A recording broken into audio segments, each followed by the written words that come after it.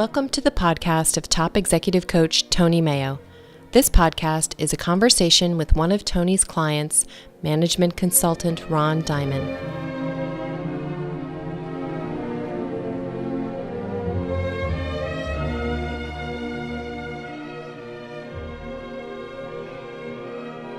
You got me interested in Mary Lohr's book and her Right. system of thinking, managing thought. Managing Thought, that's the book. And that's also what she talks about as being in the inquiry and being inquisitive and being concerned for the answer, like really listening for that answer. And it's just like a great default. If you're stuck or you're not sure what's next, you don't know what to do, you just ask. Right. Yeah. Make it up with the other person. Yeah. So I don't know what we should do next. I said, well, let's review the bidding. Let's figure out where we are. Yeah. It's a very bonding thing. And it's part of the I'm okay, you're okay model as well. From transactional analysis, very popular in the 70s and 80s. A very useful school of therapy that went into the popular culture. And the idea is, if I'm being very put together and on top of things and masterful, it kind of makes other people uncomfortable. Mm-hmm. Back from the parent-child relationship that we all grew up with. Mm. For instance, what's the first word a human being understands? It's not the first one they say. The first Probably word... no. Yeah. Yeah. Because it's important to teach the child for no. safety, right? It's Yeah. for their own good. Yeah. But think of this is a process every human goes through. Yeah. The first communication they understand is no. Yeah. Stop. Some form of that. So what's going on in this child's mind? Well, there's the parent. The most important person in the universe. Yeah. Literally life or death, the relationship with this person. Yeah. And what this person is telling me is there's something wrong and it's me. Wow. So that is very deeply ingrained, and it comes up in all kinds of coaching where people are still making their decisions and interpreting things out of there's something wrong and it's me. That's a big topic. We'll put that aside. But in this context, the person who knows what's wrong with me and is telling me what's wrong with me is the best person in the world. Mm. So it's very easy to get into a dynamic later in life where the person who is all put together and on top of things gets to be the parent. And I start to react like the child, the one who is immature, learning, making mistakes, looking for guidance. This dynamic gets set up where people who are very well put together make other people feel less than and inadequate. But there's a pretty easy way to shift the balance. You find out what's wrong with that other person. If I can get a criticism in there, if I can undermine their put-togetherness, I can start to feel better. So you get this little seesaw thing going on, where by me proving this, what's wrong with you, I can feel a bit better about myself. Wow. And you defend yourself by picking at me, so you can feel a bit better about yourself. Wow. You know, the classic in sales situation is salesperson pulls into the lot with their wonderful company car, walks in with a beautiful suit and well put together, speaks very clearly and authoritatively to the receptionist. The receptionist says, "Do you have an appointment?" So the receptionist gets to exert a little bit of power to be a little bit more okay. Yeah. Yeah. And you can play with this, and this is another one of those great Sandler sales techniques that it's hard to keep a straight face when you try it out, which is if you admit some weakness or confusion or uncertainty on your part, people start to take care of you. Mm. They get into the parent mode, because another part of the parent mode is taking care of the person. Mm. So as I was expressing my concerns and doubts to the investor, he's saying, "Oh, no, that's not a problem. I can handle it." And he loves us. He's the parent. He's the big person. That is a bit manipulative. What you want to get back to is the adult to adult. Nobody's playing the parent. Nobody's playing the child. That's where the I'm okay, you're okay comes from. Instead of I'm okay, you're not okay, it's we're both okay. Let's communicate in an adult way. Yeah. We can have emotions, we can have opinions, and still get along just fine. Mm. So I have this demo I'm doing this afternoon with a really large corporation. Congratulations. Fortune 10. Worked with this predecessor, sold them our services. They were very happy. Predecessor went away. New person came in. So I'm just about to engage with this new person. Did a few emails saying, I'm the person that did this. Your predecessor did that. We should probably talk. He said, "Yep, let's talk." Excellent. Yeah. So so this afternoon, I'm going to show him what it was that we did for the predecessor. And before I start into the dog and pony, I get an opportunity to ask, are these your concerns? Is this what you're up to? Or just open-ended, what are you up to? Tell me about your objectives for your partner channel and whatever it is that we're helping them with. And then just take it from there. So my habit used to over prepare, walk through the demo several times, get all the right files ready, have Be all super the facts. It'd be really super okay. And also to look good, like I've got it all together. I know all the answers, and here are all the results, and here's all the data. And instead of just showing up and so I have two habits: show up and throw up, and the other is spilling my candy in the lobby. Show up and throw up. Yeah, You jammed so much in there, you want to get it out. I do. Yes. Well, I want to look smart, right? Yeah, I right. do. And I think that's how I prove value. And the other is to spill my candies, to really give away stuff that they ought to be paying for, Right.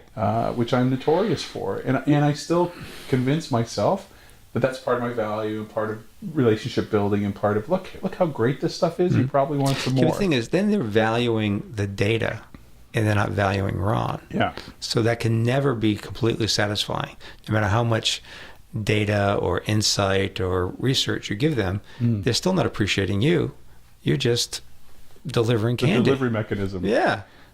And so what occurs to me in this conversation is the way to be in that call this afternoon is just to be enthusiastic about the program and ask questions. I mean, I really don't have an agenda beyond that. Great. I mean, if I'm committed to the outcome, if I'm trying to sell him and I want this revenue and I want this fee, I'm not gonna pay attention probably to what he's saying, what he really wants, or what's possible.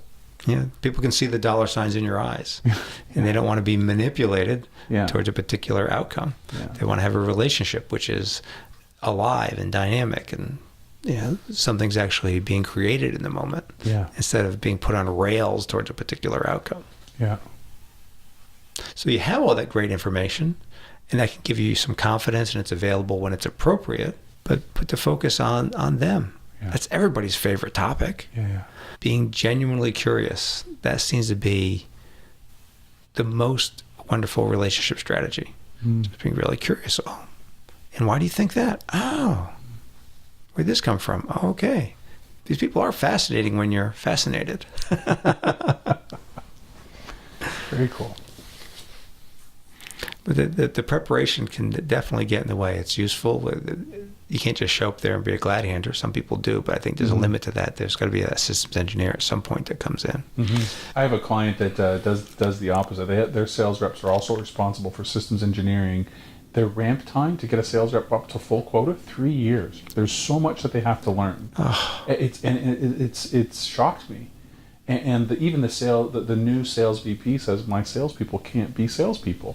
They have to be something else. And so how can you earn your commission if it takes you 3 years to ramp up? And how can you sell, be in the process of selling if you're project managing or designing or being a systems engineer as well? So they've just got that light bulb went off, and they're going to divide that role and have a systems engineer or company. I'm delighted for them. Yeah, they've rediscovered that. Yeah. There is a lot of that, reinventing the wheel and rediscovering stuff. And there's all these best practices and lessons learned out there. People, it's like my children, until they experience it, they don't really learn it. Until they go through it themselves, you can't tell them this is the way that it's going to be. They have to go through it. Right. And there's also just a process of change, and thinking things through seems to be part of the value. Remember when I taught business school, we'd go over various ways of organizing, like centralizing versus decentralizing. They say, well, which is the answer? Yeah. Because most of the way through school, there's an answer. Yeah. They just change. In fact, Bill McGowan, before he started MCI, was a turnaround guy. And he said, turnarounds are the easiest job in the world. Whatever they're doing, change it. If they have manufacturer's rep, bring sales inside. If they have sales inside, go outside. Yeah. If they're using distributors, do your own distribution. If it's centralized, decentralize it. It took me years to discover that, because it's true in systems, from mainframes to distributed networks back down to centralized cloud computing. That cycle's going on. Right. In the company I used to work for, a large consulting firm, they had a national office. They disbanded it and put the power back into the regions. They recreated a national office to consolidate functions. And it's interesting, because in itself, recognizing that pattern is the pattern. So you have to everyone has to relearn that there's a pattern. Yeah, and the pattern isn't the point. It's the process of thinking things through and having people change their responsibilities and try to put it back together in a good way. It's like Andy Grove of Intel noticed that on his shelf he had all these big 3-ring binders from the annual strategy planning session. They put a lot of time into it, and they wordsmithed every bit of it, and researched it, and made big decisions. And then he never took the binder off the shelf. And finally he realized It was the process of writing the binder that mattered. It wasn't the contents of it. It was going through it. Yeah. I heard a great one today from Jill Bolte Taylor. She's that Harvard neurologist who's famous for having a stroke of her own. Yeah, great presentation on TED. My stroke of insight. So a lot of things about that make me skeptical. For instance, she has very detailed reports of her years without language. How do you do that? I think a lot of this is creative. But in any case, one thing she pointed out, which is consistent with other things I've read, is when we have an emotional response, often that tangibly consists of our amygdala, our hypothalamus, that area, secreting various peptides, brain chemicals. And they get absorbed by other nerves and organs respond, muscles tense up or relax, breathing rate changes, so on. Different parts of the brain get activated, and then these chemicals subside. It only takes a minute or two for these chemicals to squirt out, do their work, and get reabsorbed. So if you get some outside stimulus, like you see the famous proverbial saber-toothed tiger, or you find out you're not getting the promotion, or the person you care about enters the room with a big smile on their face, that has a chemical and electrical reaction that runs its course in a minute or two. But emotions don't seem to be that quick, do they? They can come on fast. What keeps them going is our thoughts about this, reworking the things, ruminating, being concerned, revisiting. That keeps triggering these same brain chemicals to spread them out. And just riding the wave, going through the process isn't that difficult, but we often resist it. The way out is through, but often we stay there and try to fix it and work on it. It's interesting. What occurred for me then is this whole paradigm of something happens and then you make up a story about what happened. So you experience that experience. Then you make up the story about it to hold on to it or to recognize the pattern, or for whatever reason you make up. That's just what we do. And so what you're saying is maybe that we were doing that to try to elongate the experience or recreate the experience, especially for positive ones. And to get better at it. And that's one of the great advantages of having our cortex, that the cortex is from the same root as corset. It's the part of the brain that wraps around the whole rest of our brain.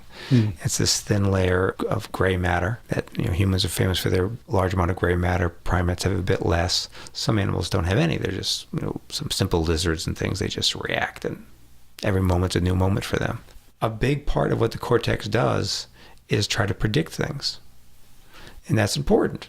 For instance, if I were to throw a ball at you right now, you could just lift your hand up and catch it.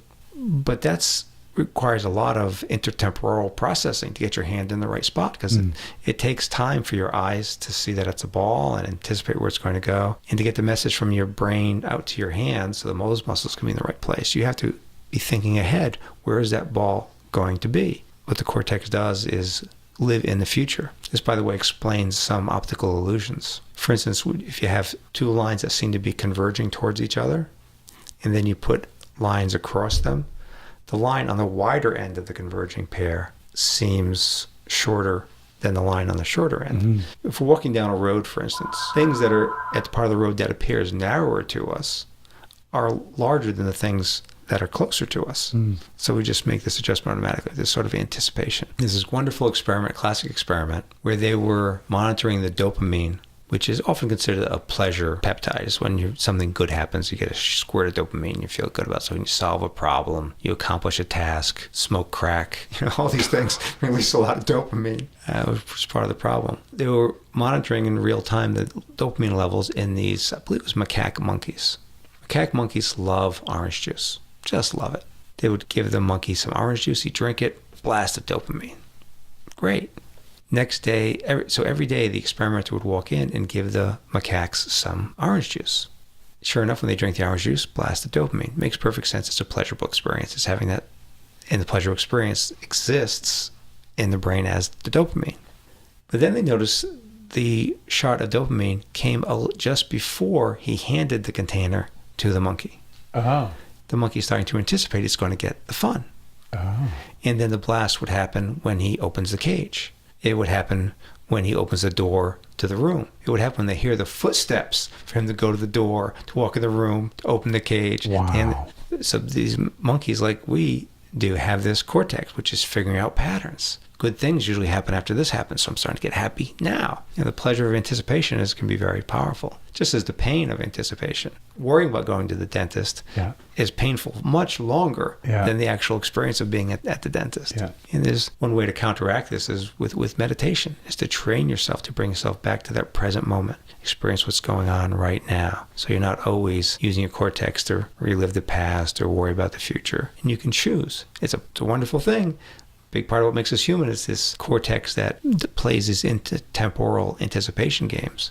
But sometimes it gets the better of us. It sends us in the wrong direction. Monkey brains. Amazing. Human brains. I used to go to a yoga ashram, and they'd put us in various experiences, yoga poses, breathing exercises, journaling. That would often bring up difficult memories or concerns about the future. And they would talk about riding the wave. So there's this wave of emotion that comes, whatever brain chemicals or electrical signals are going on. And by resisting it, saying we don't want to have that experience, I'm not ready for that, I can't handle this feeling, this thought, it prolongs it, or it diverts it into our muscles, into our other organs.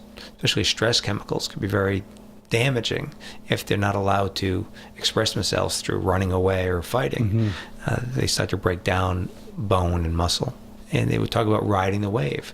The emotion's coming on. You ride the wave by putting your attention on it, by experiencing it, by feeling it. And then it goes. I've got a blog post on this.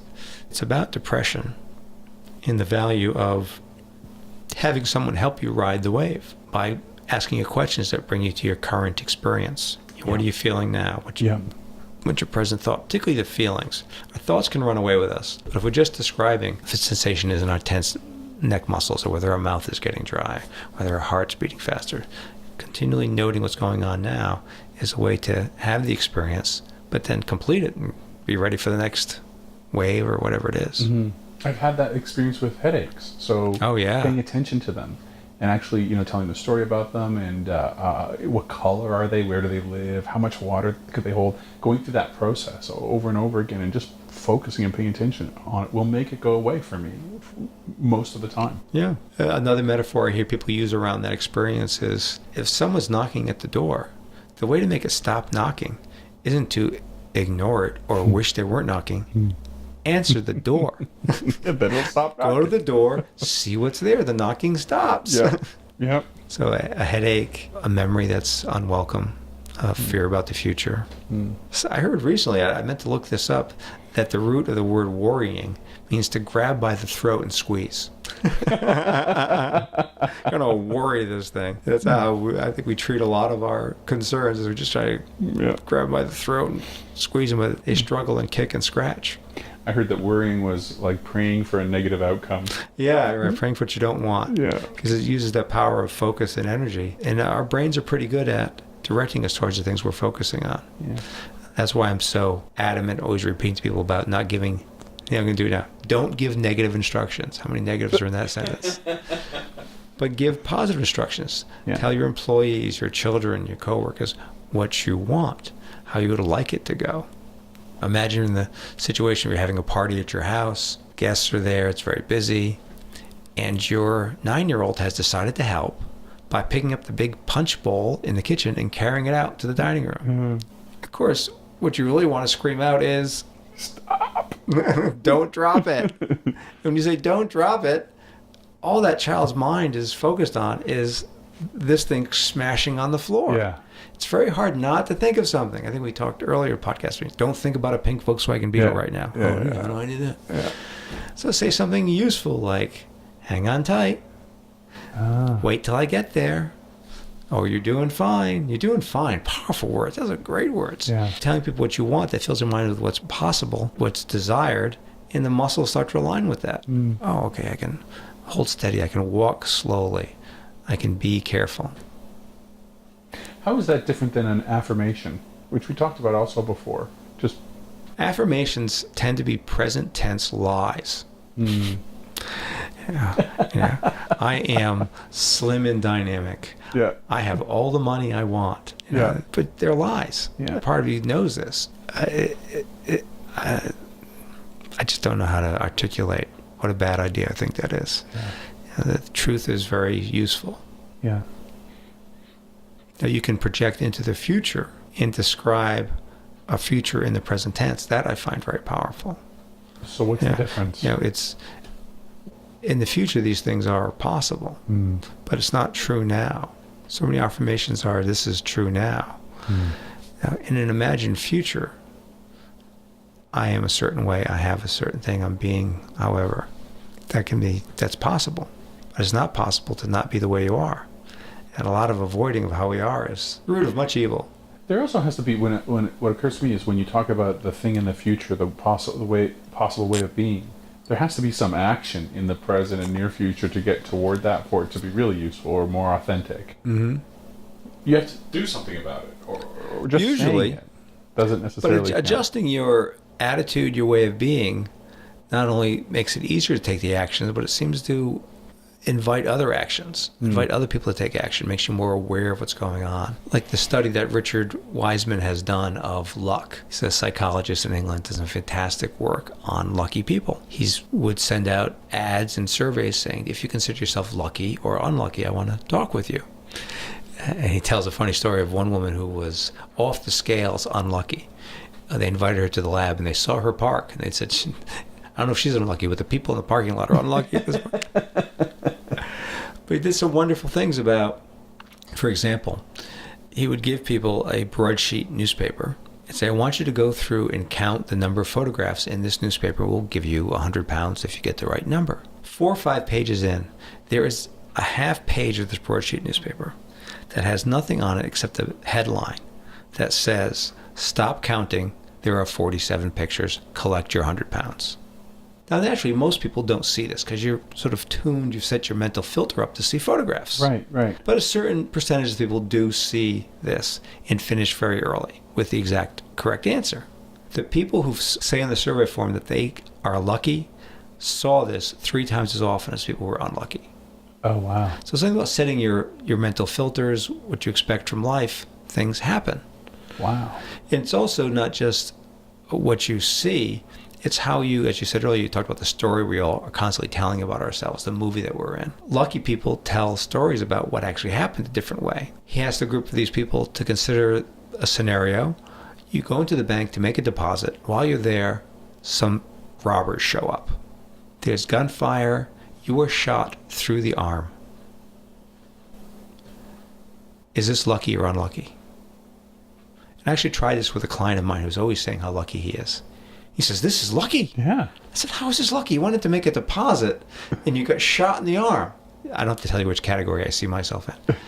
He says, yeah, but it could have been so much worse. Yeah. Could have gotten me in the chest. It's so close to my chest. Could have hit someone who's ill. I mean, I'll be fine.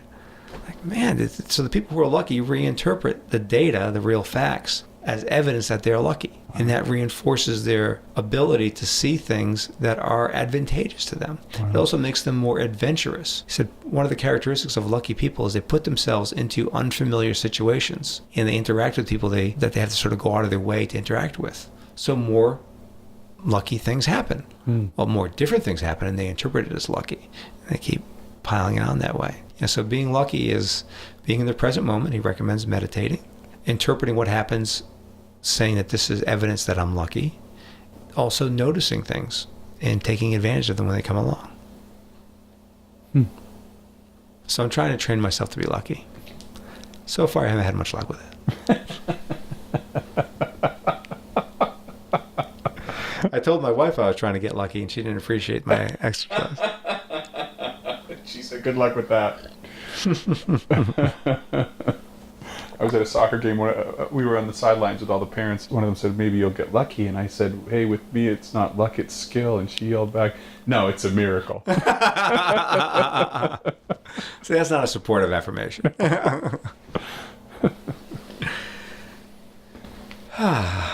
So you've been meditating? Briefly, just a couple of times since our last conversation. Right before a call yesterday, my biz dev call with a couple of partners, and that was really satisfying. And it was 30 seconds, really just to kind of clear and stretch and take a few breaths and notice what's going on. Yeah, once you have a practice of it, do it fairly often, it's a place you can access very quickly, just sort of in an instant. Saying, okay, noticing my feet, taking a breath. Okay, I'm actually here now. There's a sign in a casino that I sometimes put a replica up over my desk. I like putting up posters and things to remind myself. And the sign just says, "You must be present to win." That's true.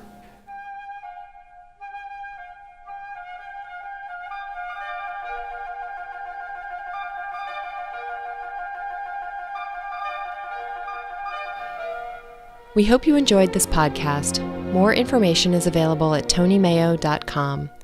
We appreciate your comments, suggestions for future topics, and, most of all, stories of how you applied the coaching. Our email address is podcast@mayogenuine.com. This podcast is the property of top executive coach Tony Mayo, copyright 2011.